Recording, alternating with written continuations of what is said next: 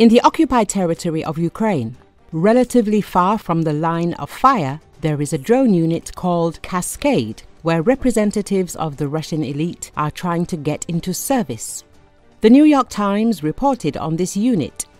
The article says that Russian military bloggers have called this unit a sinecure for officials or a unit for VIPs because service here is usually short-term, the location is far from the front, so the likelihood of coming under fire is minimal. According to numerous social media posts in which recruits demonstrate their participation in the mission and the testimony of military analysts, those serving in Cascade are usually on assignment for 3 to 8 months, photographed with machine guns, and then returned to Russia with the honors of heroes, the publication says. British intelligence reported on this unit last year, noting that enrollment in the ranks of Cascade allows Russian elite figures to bypass military service requirements in Russia, guaranteeing security and potentially gaining favor with the Kremlin.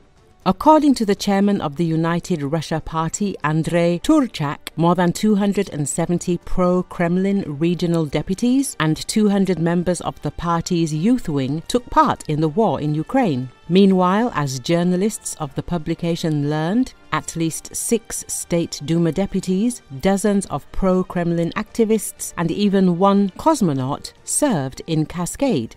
Former State Duma deputy Dmitry Sablin has been heading Kaskad since the fall of 2022. According to him, the unit includes at least 54 crews that use 10 types of reconnaissance and combat drones along the front line.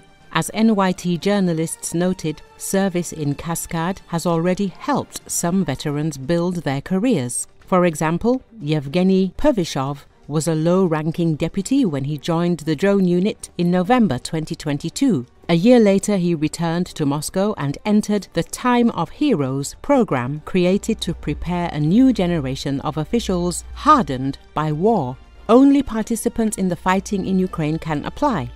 Russian ruler Vladimir Putin spotted Pervyshov on a televised meeting and offered him a job. As a result, Pervyshov became the first war veteran in Ukraine to be appointed governor.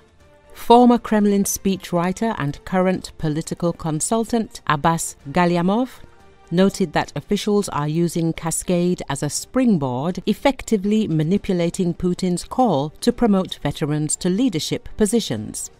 According to Galyamov, Putin's goal is to show the patriotic fervor that permeates society from top to bottom. But if you look closely, none of the promoted veterans are random people. These are the ones who went to war knowing full well that a position awaited them upon their return. According to the conflict intelligence team, a research group that analyzes the Russian army based on open sources, the conditions of service in the Cascade differ significantly from those at the front. Service in the unit is much safer. It is located several dozen kilometers from the front line, outside the range of short-range artillery.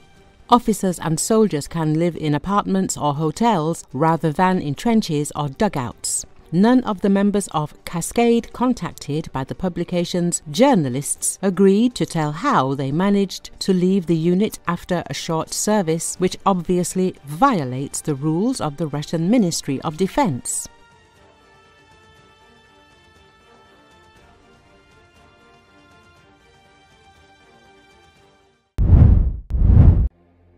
United States President Donald Trump has lambasted his Russian counterpart, Vladimir Putin, describing him as absolutely crazy after Moscow launched its largest aerial attack of the war on Ukraine. Trump's comments, issued on his Truth Social platform, marked a rare rebuke of Putin. "I've always had a very good relationship with Vladimir Putin of Russia, but something has happened to him. He has gone absolutely crazy," the US president wrote. "I've always said that he wants all of Ukraine, not just a piece of it, and maybe that's proving to be right, but if he does, it will lead to the downfall of Russia," he added. "Yeah, I'll give you an update. I'm not happy with what Putin's doing. He's killing a lot of people.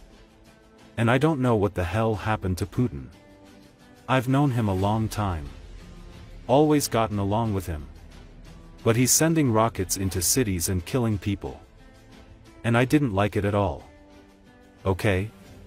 We're in the middle of talking, and he's shooting rockets into Kiev and other cities. I don't like it at all, US President said.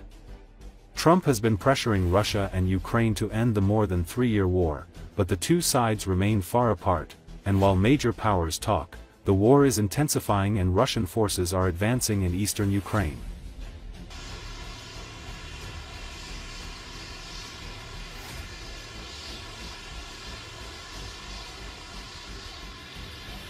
We had some very good talks with Iran yesterday and today, and let's see what happens. But I think we could have some good news on the Iran front. Likewise with Hamas on Gaza. We want to see if we can stop that. And Israel, we've been talking to them, and we want to see if we can stop that whole situation as quickly as possible. You spoke to European Commission President von der Leyen. Did you discuss the 50% tariffs, and did you agree to remove? She just called me, as you know, and she asked for an extension on the June 1st date. And she said she wants to get down to serious negotiation because I've told you specifically, haven't I told anybody that would listen? They have to do that. And we had a very nice call, and I agreed to move it. I believe June 9th would be, July 9th would be the date. That was the date she requested. Could we move it from June 1st to July 9th? And I agreed to do that. And that she said we will rapidly get together and see if we can work something out. As well. Yeah, I'll give you an update. I'm not happy with what Putin's doing. He's killing a lot of people, and I don't know what the hell happened to Putin. I've known him a long time, always gotten along with him, but he's sending rockets into cities and killing people, and I don't like it at all, okay? We're in the middle of talking, and he's shooting rockets into Kiev and other cities. I don't like it at all. I'm not going to have a problem with foreign students, but it shouldn't be 31%. It's too much because we have Americans that want to go there and to other places, and they can't go there because you have 31% foreign. Now, no foreign government contributes money to Harvard. We do. So why are they doing so many? Number one. Number two, we want a list of those foreign students, and we'll find out whether or not they're okay. I tend to agree. We're not looking to make sneakers and T-shirts, and we want to make military equipment. We want to make big things. We want to do the AI thing with the computers and the many elements. But the textile, you know, I'm not looking to make T-shirts, to be honest. I'm not looking to make socks. We can do that very well at other locations. Will there be another round of talks soon? Very soon. The Iran talks. I can't tell you what's going to happen tomorrow. I can tell you the Iran talks have been going very well. You've talked before about putting more sanctions on Russia. Is that something you're considering more seriously? Absolutely.